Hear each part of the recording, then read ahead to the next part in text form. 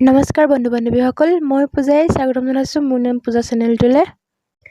মই আজি আপোনালোকৰ মাজলৈ লৈ আহিছোঁ অসমৰ বহু নজনা সানমিহলি প্ৰশ্ন উত্তৰ কেইটামান।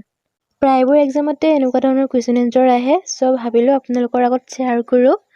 মই আপোনালোকক অলৰেডি কৈ দিছোঁ ন, মই যি জানো সেইটোকে আপোনালোকৰ আগত শ্বেয়াৰ কৰোঁ বুলি। আৰু আপোনালোকে যদি মোৰ ভিডিঅ' পাবলৈ বিচাৰে তেন্তে মোৰ চেনেলটো ছাবস্ক্ৰাইব কৰি দিব, লগতে ঘণ্টাটো টিপি দিব যাতে মই দিয়া ভিডিঅ' আপুনি আগত পায়। আৰু ভাল লাগিলে লাইক কৰিব, আৰু কিবা সুধিব থাকিলে কমেণ্টত জনাব আৰু শ্বেয়াৰ কৰিব। বলক নহ'লে ভিডিঅ'টো আৰম্ভ কৰোঁ।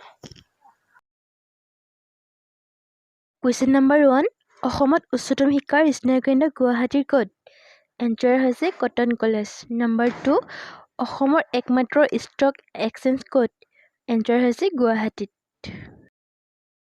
কুৱেশ্যন নম্বৰ 3, অসমৰ একমাত্ৰ মানসিক চিকিৎসালয় ক'ত অৱস্থিত? এনচাৰ হৈছে তেজপুৰত। কুৱেশ্যন নম্বৰ 4, মণিপুৰ বিশ্ববিদ্যালয় কোন চনত কেন্দ্ৰীয় বিশ্ববিদ্যালয়লৈ উন্নীত হয়?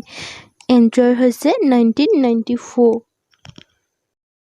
কুৱেশ্যন নম্বৰ 5, মিজোৰাম উৎসৱবোৰ বেছিভাগ কিহৰ লগত জড়িত?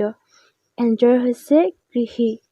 নম্বৰ 6, ডিচেম্বৰৰ প্ৰথম সপ্তাহত নাগালেণ্ডত অনুষ্ঠিত এক দৰ্শনীয় সাংস্কৃতিক উৎসৱটি কি? এনচাৰ হৈছে হৰ্ণবিল।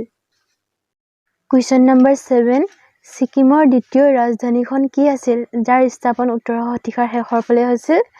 উত্তৰ হৈছে ৰবটনষ্টে।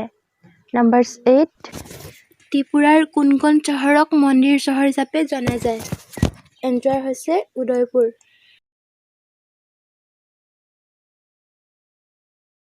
কুৱেশ্যন নম্বৰ 9, অসমৰ মহান ধৰ্ম সংস্কাৰক শ্ৰীমন্ত শংকৰদেৱৰ জন্ম কোন চনত হৈছিল? এনচাৰ হৈছে 1449 চনত। কুৱেশ্যন নম্বৰ 10, অসম চিকিৎসা মহাবিদ্যালয় ডিব্ৰুগড় কোন চনত প্ৰতিষ্ঠা হৈছিল? এনচাৰ হৈছে 1947। কুৱেশ্যন নম্বৰ 11, নাগালেণ্ডৰ একমাত্ৰ কয়লা ক্ষেত্ৰ ক'ত অৱস্থিত? এনচাৰ হৈছে বৰজান।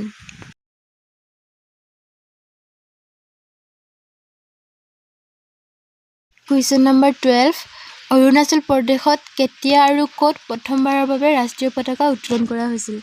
এনচাৰ হৈছে 1947 চনৰ 15 আগষ্টত ডিপা গাঁৱত পশ্চিম চিয়াং জিলাত। কুৱেশ্যন নম্বৰ 13, অসমৰ এক প্ৰাচীন মন্দিৰত বৃহত্তম আৰু অন্যতম প্ৰাচীনতম শিৱলিংগ আছে বুলি গণ্য কৰা হয়। মন্দিৰটোৰ নাম কোৱা? এনচাৰ হৈছে মহাভৈৰৱ মন্দিৰ। কুৱেশ্যন নম্বৰ 14, অসমৰ একমাত্ৰ কৰ্কট চিকিৎসালয় অৱস্থিত ঠাইখনৰ নাম কোৱা? এনচাৰটো হৈছে গোপীনাথ নগৰ গুৱাহাটী। নম্বৰ 15, ভাৰতৰ উচ্চতম মাটিৰ বান্ধ মণিপুৰত অৱস্থিত, ইয়াৰ নাম ক'ব পাৰিবানে? এনচাৰ হৈছে হিংদা বান্ধ। এনচাৰ হৈছে হিংদা বান্ধ। প্ৰায় এক্সামতে এনেকুৱা ধৰণৰ কুৱেশ্যন এনচাৰ আহে, ভালকৈ মনত ৰাখিব। কুৱেশ্যন নম্বৰ 16, এই হ্ৰদটোক হিন্দু আৰু বৌদ্ধ ধৰ্মাৱলম্বী উভয়ে ছিকিমৰ আটাইতকৈ পবিত্ৰ হ্ৰদৰূপে গণ্য কৰে। সি গোটেই বছৰটোত গাখীৰৰ দৰে হৈ থাকে, আৰু এয়া বিশ্বাস কৰা যায় যে গুৰু পদ্মনাভে এই অঞ্চল হৈ তিৰুপতিলৈ যোৱাৰ সময়ত ইয়াক স্পৰ্শ কৰিছিল। ইয়াৰ নাম ক'ব পাৰিবানে? এনচাৰ হৈছে গুৰু ডংমাৰ হ্ৰদ। গুৰু ডংমাৰ হ্ৰদ। কুৱেশ্যন নম্বৰ 17, ছিকিমৰ কোন স্থানত প্ৰত্যেক বছৰে ফেব্ৰুৱাৰী মাহত পুষ্প উৎসৱ অনুষ্ঠিত হয়? এনচাৰ হৈছে নামচি।